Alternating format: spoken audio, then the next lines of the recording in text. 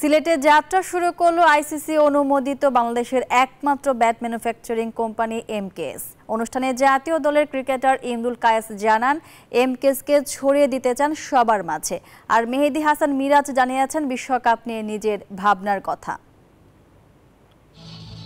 সিলেটে যাত্রা শুরু করলো আইসিসি অনুমোদিত বাংলাদেশের একমাত্র ব্যাট ম্যানুফ্যাকচারিং কোম্পানি এমকেএস। সিলেটের একটি 5 তারকা হোটেলে কনফারেন্স রুমে এমকেএস ব্যাটের সিলেট চ্যাপ্টার উদ্বোধনে উপস্থিত ছিলেন জাতীয় দলের তারকা ক্রিকেটার ইমরুল কায়েস ও মেহেদী হাসান মিরাজ। দেশের একমাত্র ব্যাট ম্যানুফ্যাকচারিং কোম্পানির চেয়ারম্যান ইমরুল কায়েস জানান বাংলাদেশের একমাত্র আইসিসি অনুমোদিত ব্যাট এমকেএসকে ছড়িয়ে দিতে চান সবার মাঝে। ম্যাটেরিয়ালসগুলো যে জায়গা থেকে আনা হয় সবার আমাদের একই জায়গা থেকে হচ্ছে, তা আমার মনে হয় যে কোয়ালিটির দিক থেকে এটা কোনো রকমভাবে কম হওয়ার কথা না। আমরা চেষ্টা করবো যে আমরা বিকাশে কম খরচে ক্যাশ আউটের লিমিট বেড়ে 50,000, প্রিয় এজেন্টও 2টা।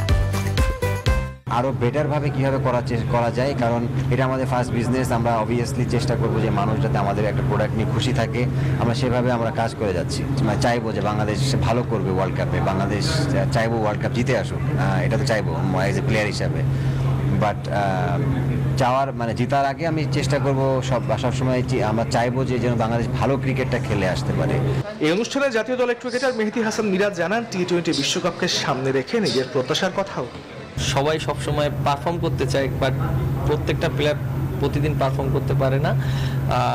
অবভিয়াসলি আমি যেহেতু এবার বিপিএল খেলেছি, আমাদের টিম চ্যাম্পিয়ন হয়েছে, সবাই ভালো খেলেছি, আমিও 2-1টা ম্যাচে ভালো কন্ট্রিবিউট করেছি। সো আশা করি যে যদি সুযোগ পাই অবশ্যই ব্যাটে বলে দুটোই কন্ট্রিবিউট করার চেষ্টা করব। অনুষ্ঠানে আন্তর্জাতিক মানের ব্যাট এমকেএসকে খুব শীঘ্রই বড় তারকা ক্রিকেটারদের হাতে দেখা যাবে বলেও মনে করেন সংশ্লিষ্টরা। তামিমুর রহমান, নিউজ 24।